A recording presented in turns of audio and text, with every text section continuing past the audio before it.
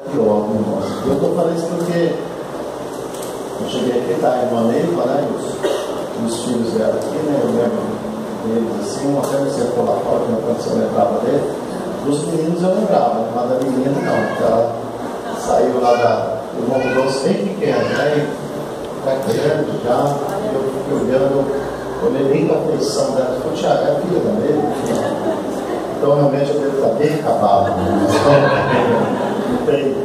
Não tem remédio, né? Ainda bem que meus olhos são bonzinhos, né? Então o senhor fala, você está bem, rapaz, você é papo do pessoal. Oi, irmãos, eu quero compartilhar uma palavra com os irmãos. Nós escolhemos um tema, né, no livro das Lamentações de Jeremias, no capítulo 3, e no versículo 21, 22, né? Aliás, 22 e 23, né? Então, esse capítulo, aliás, esses versículos, está lendo com os irmãos, e ele diz assim: ó, as misericórdias do Senhor são a causa de não sermos consumidos, porque as suas misericórdias não têm fim. Novas são a cada manhã. Grande é a tua fidelidade. Amém? Irmãos, o profeta Jeremias, ele escreve essas lamentações. Eu até vi a irmã citando aqui, que estava conduzindo um pouco, né, que, falando, né, de crise, da crise que vive o nosso país. E é a verdade, né? Jeremias, ele escreve também num momento de muita calamidade, de muita dificuldade. E se a gente olha para a palavra do Senhor, eu gosto sempre de falar um pouquinho assim, irmãos, do contexto, né, do que estava acontecendo ali no entorno. A Bíblia nos mostra assim que o Reino do Norte, Israel, naquele período já não existia mais. Uns 200 anos antes, o Reino do Norte já tinha sido levado cativo pelos assírios, e Deus manteve então a cidade de Jerusalém, Judá, por algumas situações do entorno ali. O Judá ainda durou assim mais aproximadamente 200 anos, né? Deus havia feito uma promessa ao rei Davi de manter uma lâmpada, de manter um espaço por amor de Davi, por fidelidade a Davi. Só que o tempo foi passando, irmãos, e Judá continuou também pecando, desobedecendo a Deus, desobedecendo ao Senhor. Os irmãos leram os livros das crônicas lá dos reis de Israel, os irmãos vão ver assim que a cada rei que entrando, embora você vai ver que no Reino do Sul, tem alguns reis que eles foram assim, a gente chama de reis reformadores, né? Eles apareceram assim como homens que, durante o seu período, se buscou a Deus, se clamou ao Senhor, né? E até o pessoal dizia assim que é tudo bom, mas em linhas gerais, o pessoal desobedecia muito a Deus, obedecia muito ao Senhor. No livro da Crônicas, assistindo Crônicas, no final do livro, tem até uma expressão, quando o povo vai para o cativeiro, que a Bíblia fala assim, que Deus enviava os seus profetas madrugando e falando. Então assim, cedo já tinha profeta na rua, né? Falando, advertindo o povo, falando com o povo, e eles não davam crédito para aquilo que Deus falava, não acreditavam.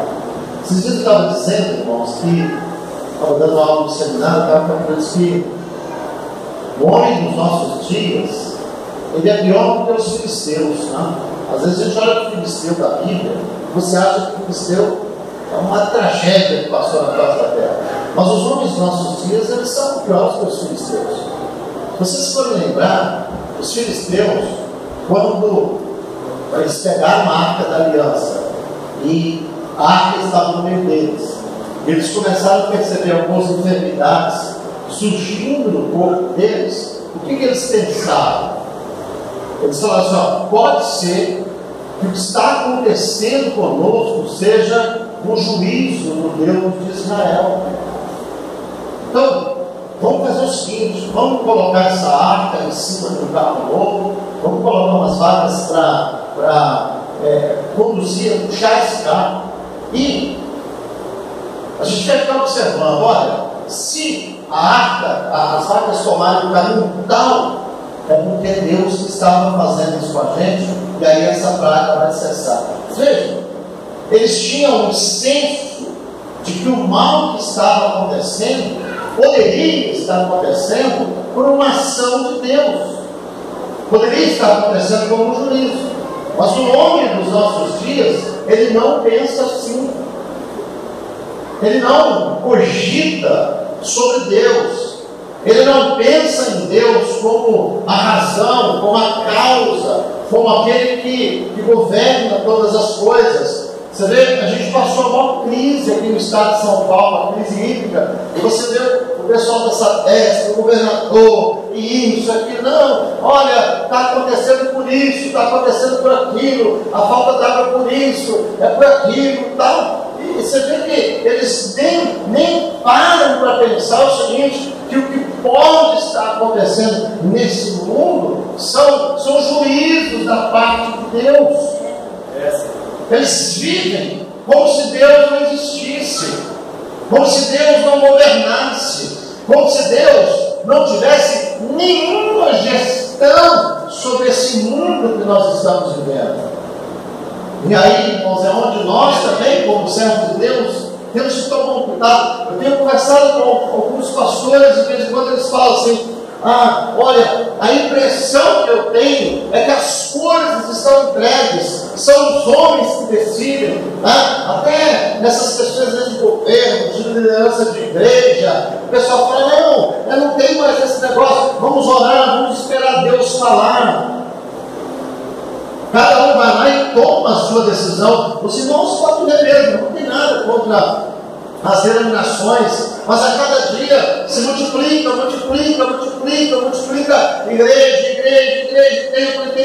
templo. E muitas das coisas que se multiplicam por isso, porque há essa impressão de que não há mais governo, não há mais domínio, não se precisa mais ouvir a voz de Deus, a voz do Senhor. As pessoas podem ir decidindo de acordo com as necessidades financeiras, de acordo com as necessidades psicológicas, de acordo com as necessidades materiais. São essas coisas que vão determinando onde ela vai estar, como ela vai estar, o que ela vai fazer.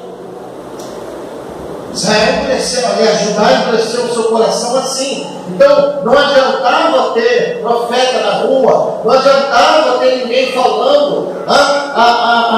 Eles é que decidiram o que fazer. E um dos últimos bons reis que apareceu em Judá foi o rei Josias, que começou a fazer a vontade de Deus, começou a fazer a vontade do Senhor, mas daqui a pouco Josias se mete na frente de uma guerra que não era para ele, e ele morre. E aí o Jeremias lamenta, porque ele diz assim: ele achava que Josias iria trazer um tempo de renovo, de restauração, mas aquilo também não durou muito, aquilo passou rápido.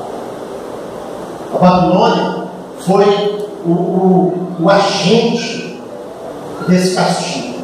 A cidade de Jerusalém foi sitiada, e por um período aí de uns 15 anos, aquela cidade ela sofre incursões da Babilônia. Às vezes eles vêm, levam um pouco de gente e deixam um rei vassalo, como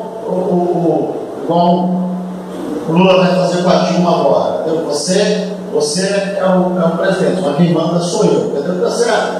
Era isso. A Babilônia que mandava em Jerusalém. Lá tinha um rei, mas era um rei decorativo, um rei figurante. E aí, Quando esse rei pensava em pôr a cabeça para fora, ele vinha, o rei da Babilônia vinha, ele era deposto, era colocado no reino do Galileia. Até que por volta do ano 586 a.C., aí não teve jeito. Nabucodonosor veio, a cidade de Jerusalém foi queimada, as casas queimadas, os muros derrubados, as portas arrancadas, né? Os que estavam na cidade, todos foram levados para o cativeiro. Diz a Bíblia que sobrou ali na cidade somente as pessoas de bastante idade, que não tinham como restaurar a cidade, e as pessoas que tinham alguma deficiência física. Né? Aí por isso que os irmãos vão ver lá o Daniel, o Sadraque, o Mesaque, o Abednego, o Misael, Azarias, Ananias, todos lá no cativeiro, porque foram tirados assim do povo toda a possibilidade de reação. A Bíblia diz assim que as moças foram estupradas, as mulheres grávidas, elas foram fendidas, ou seja, as suas barrigas foram abertas na rua por espadas, e elas ficaram ali com seus fetos expostos. Diz a Bíblia que a face dos mais velhos foram assim desonradas, respeitadas. Você imagina pegar um senhor e bater no rosto dele, agrediu. Então foi isso que aconteceu. E é por isso que o Jeremias, quando ele vai registrar as lamentações, ele está tão triste, ele está tão abatido, né? Ele está tão, vamos dizer assim, tão frustrado. Porque, irmãos, o Jeremias, ele é o profeta, que ele estava vendo que tudo isso iria acontecer, né? Deus falava com ele, e ele tentava, junto com outros profetas, trazer o povo a se voltar para Deus, a se voltar para o Senhor, mas isso não aconteceu. E o Jeremias, ele passou a viver a tristeza de que, quando ele pensa assim, não, esse povo vai se arrepender, aí chega uma hora que Deus diz para ele, Jeremias, agora nem que eles se arrependam, eu vou perdoá-los mais. Agora não tem jeito. Então agora você muda a sua mensagem. Não é uma mensagem mais para ele se arrepender, é uma mensagem que agora vai haver juízo e não tem mais remédio. Por isso, irmãos, que Jeremias, ele começa a ser acusado como se ele fosse um profeta que não era nacionalista, é como se ele não fosse judeu, é como se ele estivesse torcendo pelo inimigo, é como se ele estivesse torcendo pela derrota. Né? Tem pessoas que às vezes, quando elas ouvem a gente pregar, porque assim, irmãos, olha, hoje está cheio de bajulador que prega, está cheio. Mas está cheio mesmo, não estou falando do povo não. Até porque o bajulador, ele não está interessado na salvação da alma de ninguém. O bajulador, ele está interessado numa posição, no elogio, no conforto. Ele está interessado no recurso às vezes. E, irmãos, eu sempre falo assim, olha, toda igreja que tem um pastor de verdade, tem um profeta de verdade, louve a Deus pela vida dele, ouve a Deus pela vida dele, sabe por quê? Está cheio de bajulador nos dias que a gente está vivendo.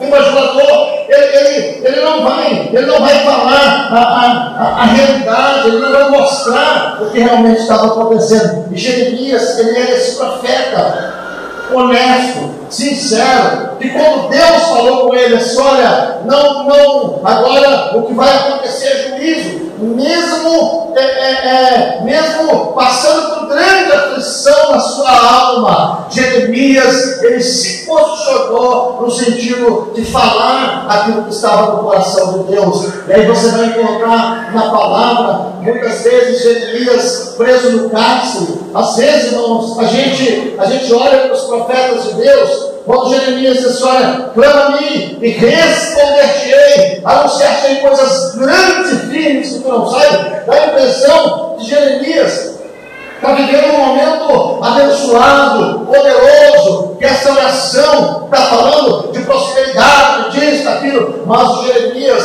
ele está clamando. A Bíblia diz que quando ele estava encerrado no quarto da guarda, ele estava preso, ele estava passando um momento de aflição, e talvez ele até pensando em desanimar, pensando que não vai valer a pena, não vai ter jeito, e aí vem a palavra de Deus encorajando Jeremias, dizendo para ele: olha, você está vivendo um momento de dificuldade, você está vivendo um momento de angústia, mas clama, porque eu vou te ouvir, eu vou escutar o coração, eu vou te anunciar coisas grandes, coisas simples.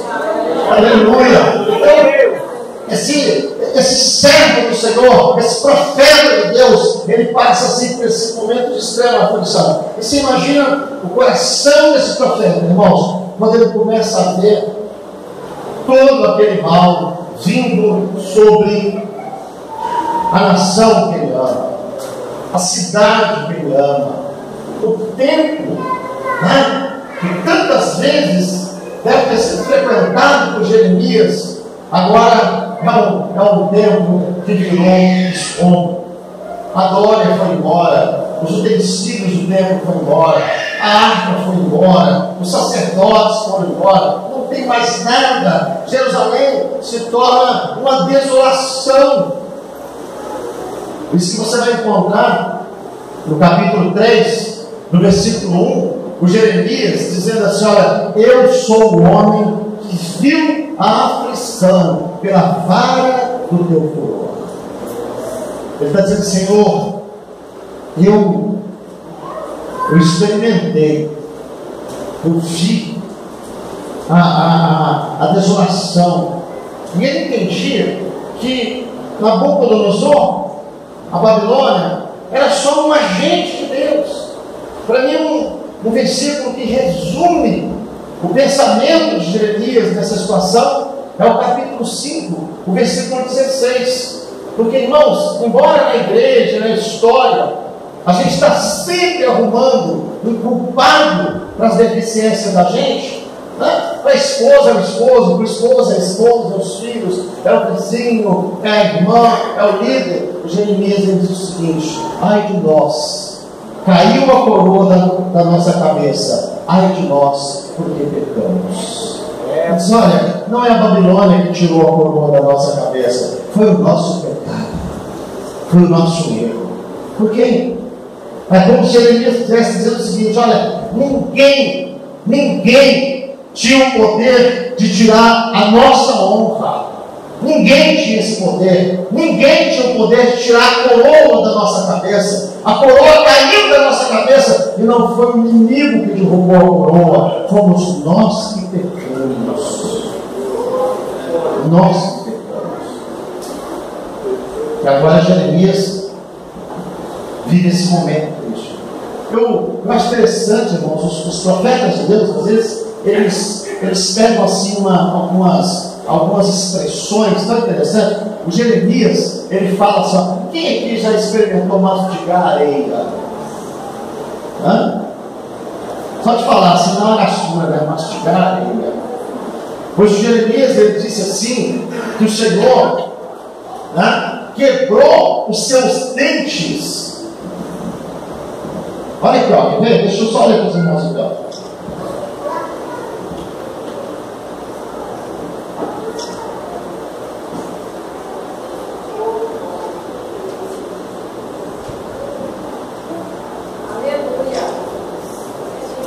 Altíssimo, aleluia. Versículo 16, quebrou com cascalho os meus dentes. É como se Deus tivesse feito Jeremias mastigar areia. Areia. Você vai ler, ele fala assim, irmãos. Jeremias, ele descreve o seu estado, dizendo assim: é como se ele morasse num cemitério. Imagina que é você morar no cemitério. Se olhar para um lado e para o outro, você não vê esperança. Só vê morte. Ele fala: o Senhor me fez andar em trevas e não em luz.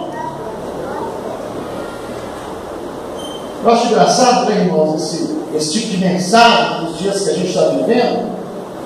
Porque às vezes tem crentes que ficam olhando para o que a gente está vivendo e diz assim: o que vai ser de nós?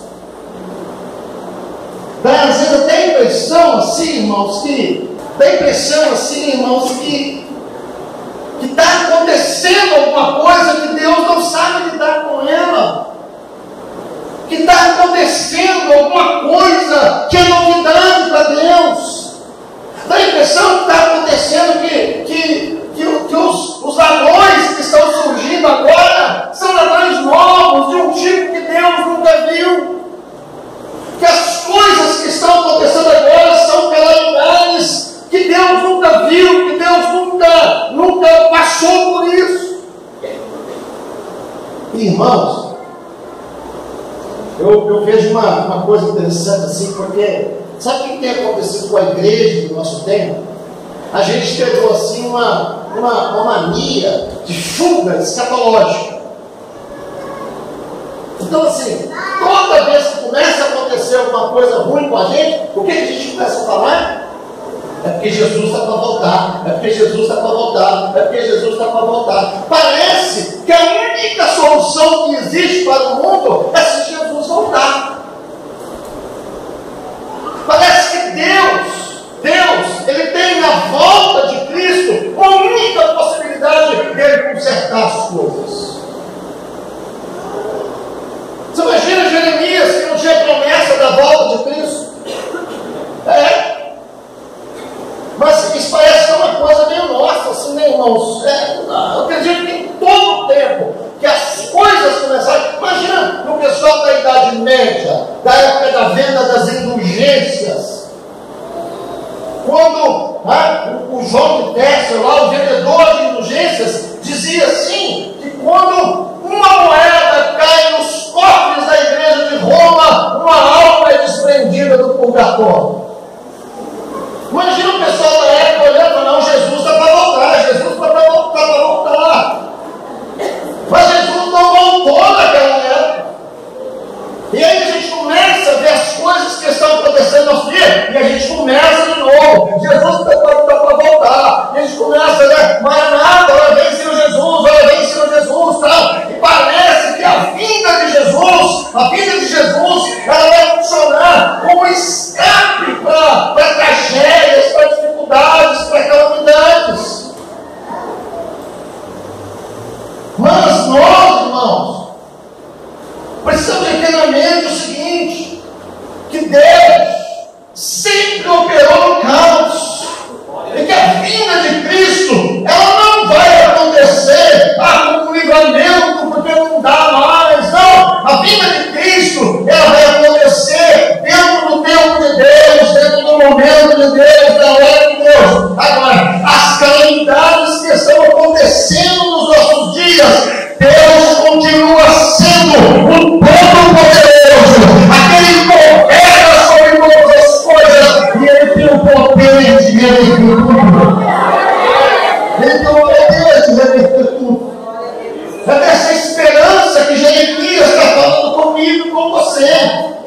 Ele não está vivendo um momento bom, ele não está vivendo um momento favorável, mas ele está dizendo o seguinte: olha, Deus é misericordioso, Deus é cheio de compaixão. Eu olho ao meu redor, parece que eu estou morando num cemitério, eu estou amargo, a minha boca parece que todos os meus dentes foram quebrados com areia, eu estou andando em escuridão, eu só vejo motivo para me abater, eu só vejo motivo para passar os dias desanimados, mas todas as manhãs eu me lembro que Deus é um Deus cheio de misericórdia, que Deus é um Deus bom. Aleluia, glória a Deus. Sabe, irmãos, e ao invés de nós ficarmos lamentando, chorando, nós deveríamos entender aquilo que Jeremias entendeu, porque ele não diz só, porque tem pessoas que só fica dizendo assim: misericórdia do Senhor, misericórdia do Senhor, mas ele dá uma sequência para essa sua fala, e ele diz assim: olha, escute, a minha porção é o Senhor, diz a minha alma, portanto esperarei nele. Bom é o Senhor para os que nele esperam, para a alma que o busca. Bom é ter esperança em aguardar. em silêncio a salvação do Senhor. Bom é para o homem suportar o jugo da sua mocidade. Assente solitário e fique em silêncio, porque Deus não possui dele. Põe a sua boca no pó, talvez ainda haja esperança. O que Jeremias está dizendo? Que nós devemos ficar dizendo assim: ah, Deus é misericordioso, Deus é misericordioso, Deus é misericordioso, e a misericórdia dele é nova a cada manhã. Não, eu preciso deixar que isso produza em mim uma atitude, um comportamento. E qual é o comportamento? Eu não posso colocar no mundo, eu não posso colocar na vida dos outros, eu não posso colocar no governo, não. Eu vou colocar a minha boca no pó, porque a minha esperança é o Deus Todo-Poderoso. Eu vou falar com Deus, eu vou falar com o Senhor.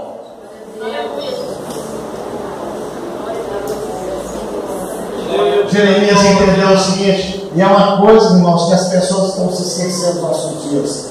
Deus, ele reage favoravelmente à oração. Se você olhar no capítulo 5 aí desse profeta Jeremias, o Senhor vai estar dizendo o seguinte: ele desafia o Jeremias a dar voltas pelas ruas de Jerusalém. Olha, escuta esse texto, irmão. Dai volta às ruas de Jerusalém e veja agora, informai-vos e buscai pelas suas praças, a ver se achais alguém, ou se há homem que pratique a justiça, ou busque a verdade, e eu lhe perdoarei.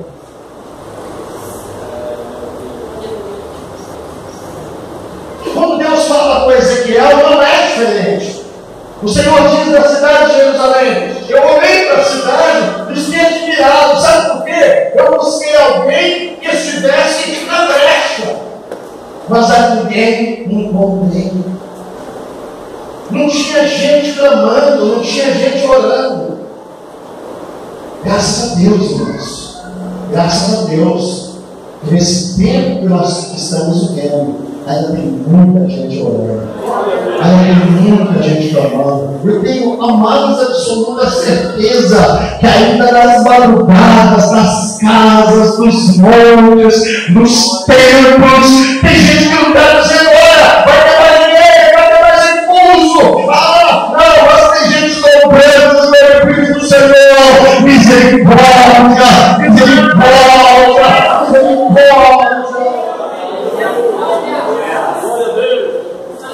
Porque apesar, irmãos, das tragédias que nós estamos vivendo, ainda tem gente que está clamando por portas abertas. Ainda tem gente que está clamando porque está querendo coisas desse mundo, está querendo enriquecer esse mundo. Mas tem gente que está olhando para esse mundo e está dizendo: Senhor, não vale a pena viver num mundo tão corrupto, não vale a pena viver num mundo desonesto. Eu não vou ser arrogante, tolo, de estar olhando para a mesa maravilhosa e olhando para tantas pessoas da miséria, por causa da corrupção, da desonestidade. E aí tem gente que está olhando para o Senhor dizendo: Senhor, tenha misericórdia, tenha compaixão, estabelece a tua justiça nesse tempo que nós estamos vivendo. Usa de misericórdia, usa de compaixão. Deus reage favoravelmente à oração. E é isso que Jeremias diz: vamos orar, porque Deus é misericordioso. Vamos orar, porque Deus não tem prazer na morte do ímpio. Vamos orar, porque Deus é um Deus bom. Vamos orar, porque Deus é um Deus, quando a pessoa se arrepende, Ele restaura a pessoa, Ele renova a pessoa. Jeremias está nos chamando a orar, porque ele sabe que é uma promessa de Deus, que Deus falou para Salomão, quando o Senhor disse: olha, se eu cerrar os céus, de sorte que não haja chuva. E aí ele fala de algumas dificuldades, ele diz: olha, mas se o povo que se chama pelo meu nome se arrepender, se converter nos seus maus caminhos, orar e buscar a minha face, eu ouvirei dos céus e sararei a sua terra. Aleluia. Irmãos, a esperança para esse tempo de calamidade que nós estamos vivendo não é um PSDB, não é um presidente novo. A esperança é um povo que vai clamar a Deus maravilhoso, vai invocar a Deus. Você acredita nisso?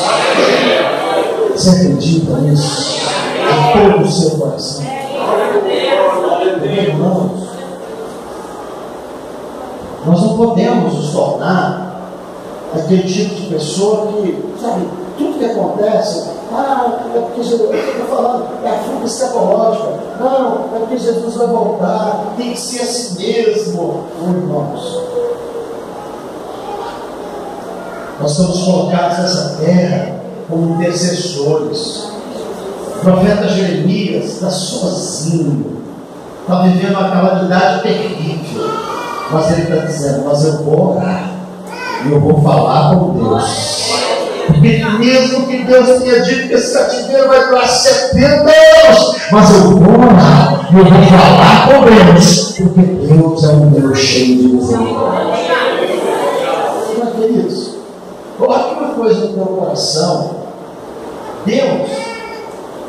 Deus sempre operou no caos. Deixa eu te perguntar, qual passagem da Bíblia que estava tudo perfeitinho para Deus agir?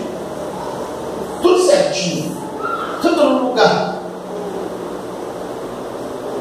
Foi escrito pelo Deus os céus e a terra, e a terra era sem forma, diga, sem forma, vazia. Mas aquilo, Deus fez tudo isso pelas mãos. Quando Deus salva Noé, tinha muita gente clamando na face da terra. Caos. De onde Deus tira Abraão? De uma linhagem piedosa, cheia de gente crente? Não. Deus olha para um dos caldeus e ele enxerga um homem com um coração diferente. Ele diz: olha, sai da tua terra, da tua parentela, da casa do teu pai, vai para uma terra que eu vou te mostrar e eu vou fazer de você uma grande nação. Olha para a família de Jacó. A família de Jacó é uma família perfeita, família tribulada, cheia de confusão, mas Deus continua desenvolvendo o seu plano. Deus continua desenvolvendo o seu plano. Olha a vida de Davi, perfeito, homem segundo o coração de Deus, nada, cheio de erros, de dificuldades, mas Deus continua desenvolvendo o seu plano. Olha para o tempo que Jesus nasceu. O texto diz que ele é raiz de uma terra seca. Ele não tem beleza, ele não tem formosura, ele não tem nada para que as pessoas olhem para ele e digam: vamos desejá-lo, ele é o Messias, ele é o Salvador. Mas Deus continua desenvolvendo o seu plano. Olha a situação caótica que aparece perante Deus.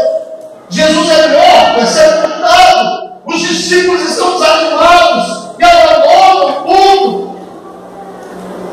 Lá em Jerusalém, as estruturas religiosas estão comemorando porque eles conseguiram acabar com Jesus que estava incomodando. Você quer uma situação mais caótica, mais frustrante do que essa?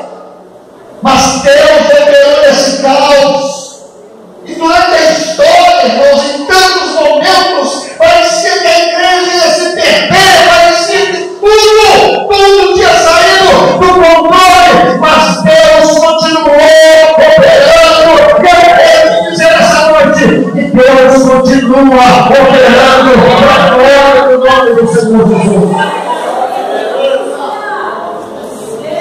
Eu não quero, Deus não quer você saia daqui nessa noite olhando e dizendo assim: ó, não tem mais jeito.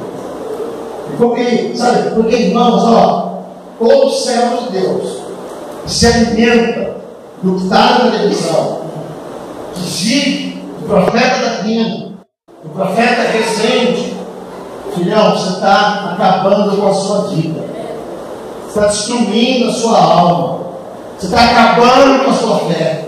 Você precisa de ouvir O que essa palavra está dizendo para você? O que o Deus dessa palavra está dizendo para você?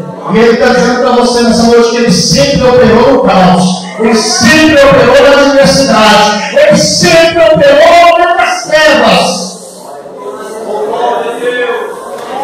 Tua casa, tua família, os teus parentes, os teus conhecidos podem estar vivendo uma situação terrível, mas não para de orar, não para de clamar, não para de jejuar, não para de invocar, não para de esperar, não para de acreditar, não deixa a tua esperança morrer, porque Deus é o Deus que opera no caos. Aleluia. Glória a Deus. Olha, irmãos, talvez, se naquele tempo,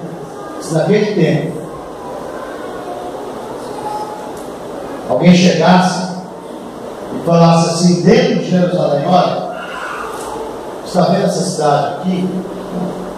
Num tempo futuro, daqui uns 2.500 anos, sabia que essa cidade vai ser uma das cidades mais visitadas do mundo? Talvez o pessoal fale, que isso?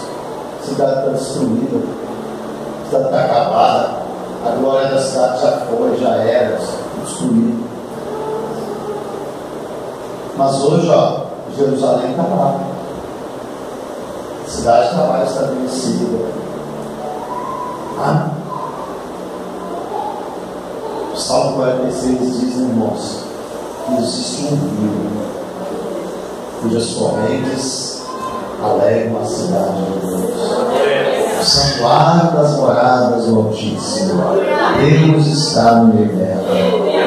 Essa é a palavra. Aleluia. Glória a Jesus. Agora estou curioso. Sabe que não tem rio em Jerusalém? Na educação? Nas textas ele tem um rio para a cidade de Deus. Aqui será? Aquele rio, né, que o profeta Ezequiel viu, que brota debaixo do altar, vai correndo. Ela é uma cidade que não é alimentada pelo prefeito, é uma cidade que não é alimentada pelo governador, não é alimentada pelo presidente, é uma cidade alimentada pelo Deus Todo-Poderoso. É assim que é a igreja, irmãos. É assim que é a igreja. De onde nós nos alimentamos? Nós não nos alimentamos do que é visível. Nós não comemos os pratos que esse mundo prepara. Porque esse mundo prepara pratos de caos, de fracasso, de derrota. Por que nós congregamos? Por que nós nos reunimos? Porque não é só de pão que vive o homem, mas de toda a palavra que sai da boca de Deus. Por que nós congregamos? Não é só para celebrar um congresso, para cantar, para usar uma roupa diferente, não. É porque para nos alimentarmos desse dia. É porque às vezes a gente chega nesse tempo tão sujinho, tão sujinho, com os pés tão sujos, porque andamos nesse mundo e tanta coisa se apega a gente. Mas aí esse rio começa a fluir no meio da igreja. Começa a fluir. E as águas vão passando, essas águas vão passando. Tem gente, irmãos, que vem no templo e volta para casa suja. Mas sabe por quê? Porque não deixa o rio passar pela tua vida.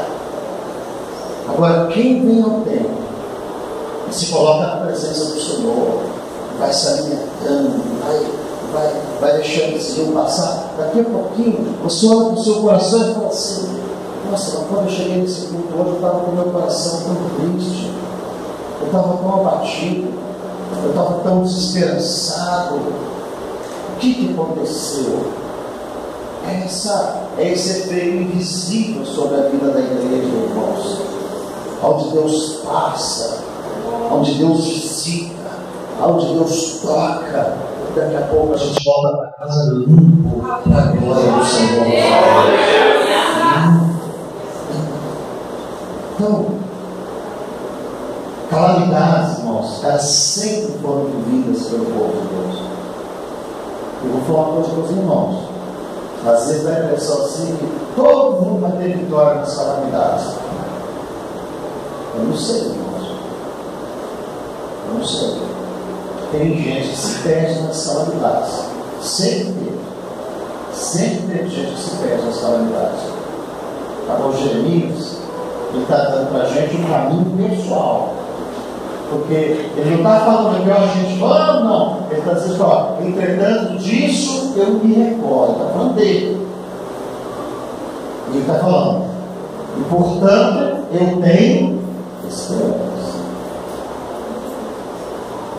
Porque nas calamidades, irmãos, nem sempre a gente vai encontrar um tanto de gente. Você pode ter certeza de uma coisa, irmãos.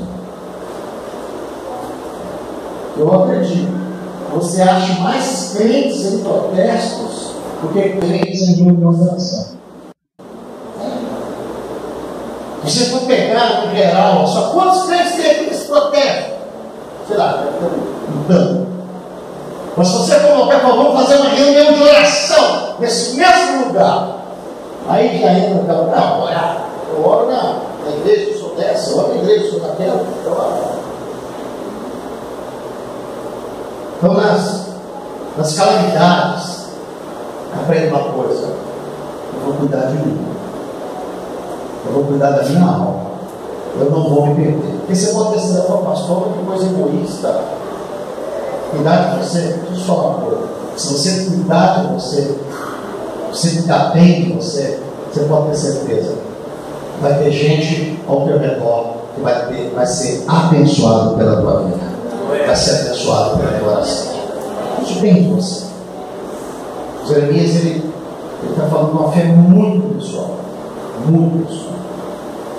Talvez, nessa primeira noite aqui, os irmãos pensaram se o pastor vai falar da esperança, vai falar. Eu estou falando de calamidades, irmãos. Calamidades elas sempre existem. Não fica olhando e dizendo, o Brasil. Deus já viu esse tipo de gente um tanto de vezes. Deus já lidou com Hitler, Deus já lidou com Napoleão, Deus já lidou com os papas da Idade Média, Deus já lidou com os heróis todos, Deus já lidou com Nabucodonosor, Deus já lidou com todo tipo de homem. Não tem homem que surpreende a Deus. Não tem nada que aconteça na face dessa terra que Deus diga assim, Deus tem um plano, Deus tem um projeto, Deus tem um pensamento. Aleluia. Tudo aquilo que Deus planejou, tudo aquilo que Deus projetou está se cumprindo passo a passo. Aleluia.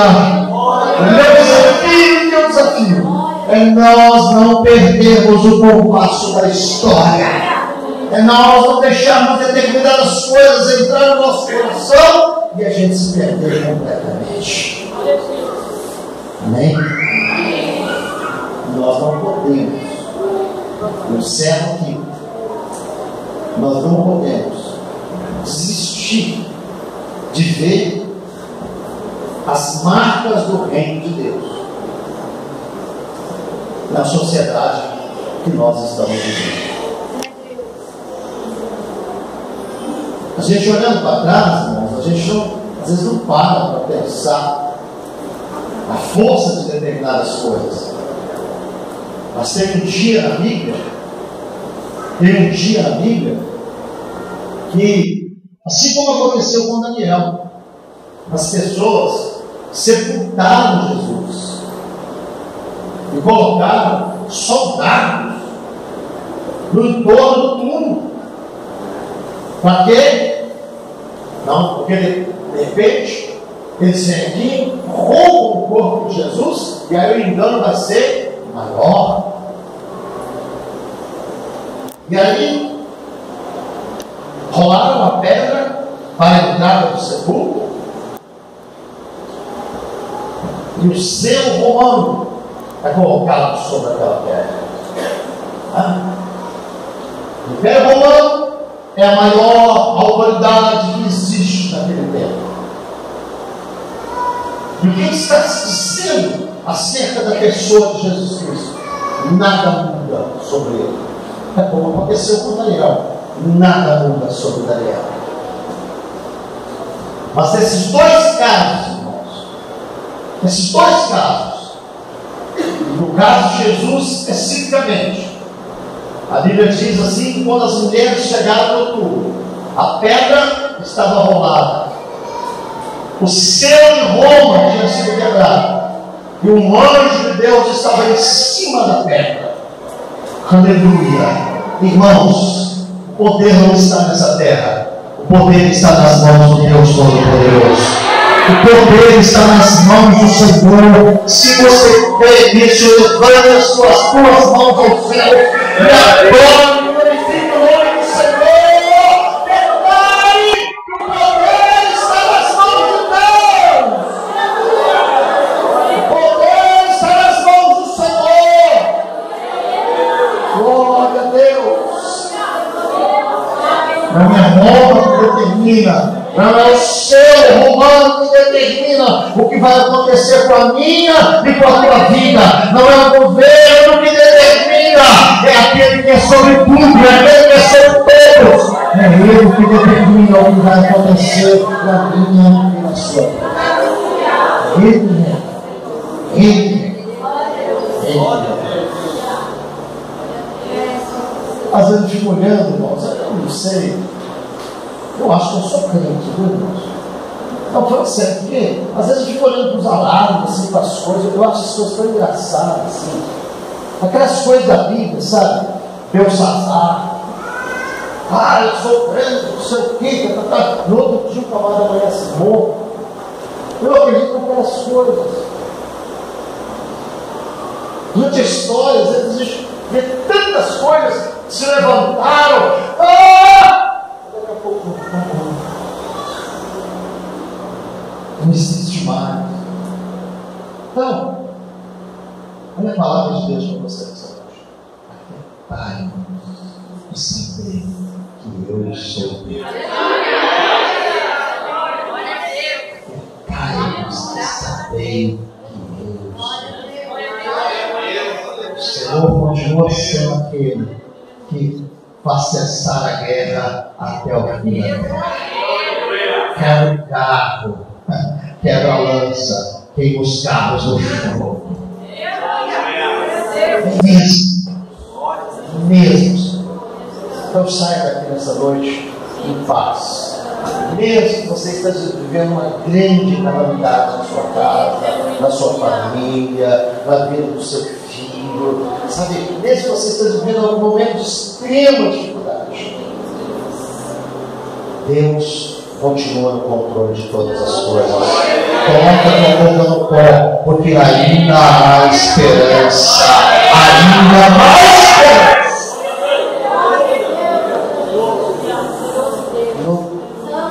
Eu creio na minha alma, irmãos. Tem pessoas que nessa noite estão pegando essa palavra com uma maneira. Tem gente aqui que está tomando decisões, está dizendo: Senhor, eu vou pegar aquela situação que eu tinha desistido já, eu vou começar a orar de novo, eu vou começar a clamar de novo. E Deus está mandando eu te dizer nessa noite: quem vai mudar essa história para agora, eu vou mudar. Ele vai mudar essa situação. Você pode começar a clamar, Ele vai mudar essa situação. Ele vai mudar essa situação. Ele é Deus que sempre operou no caos. E é por isso que Jeremias tinha esperança. É por isso que Jeremias tinha esperança. Você pode ter esperança, porque Ele é o Deus que opera no caos. Não pode falar mais. O problema, irmãos, aqui é o seguinte: pastor é aparecido, profeta é aparecido, apóstolo é aparecido. Eu não gosto de aparecer. Deus não é aparecido. Deus não é aparecido. Deus faz cada milagre silenciosamente, irmãos. Aleluia. Deus faz cada coisa grande silenciosamente. A gente igual o Naamã, né? Eu pensei que o profeta ia sair, agitar a mão, invocar a Deus. Quando eu olho o profeta, só fala assim, ó, lá no vídeo, vamos lá, o que você precisa vai acontecer na sua vida. Então, não fique esperando nada de Deus para te engrandecer, para te exaltar, para você cantar sabor de mel na igreja. Não, olha, Deus vai operar de maneira silenciosa na sua vida. Deus vai operar o que você tem necessidade. Todo mundo vai ver que o teu Deus é grande, que o teu Deus é poderoso. Que o teu Deus liga, que o teu Deus socorre. E não é aparecido. Pode ficar tranquilo. Mas Ele vai agir. Ele vai agir. Ele vai fazer com que as coisas ocorram para aquilo que você está esperando. Ele vai mexer situações. Vai mexer situações. Não vai parecer milagre. Não vai parecer milagre. Mas daqui a pouquinho você vai ver aquilo que você precisava acontecendo na sua vida para a glória do nome dele. E você vai saber, Ele agiu. Ele operou. Ele é o meu Deus. Ele é o nosso Deus. Vamos nos colocar de pé, Deus. Glória a Deus. Glória a Deus. Glória a Deus. Segura na mão de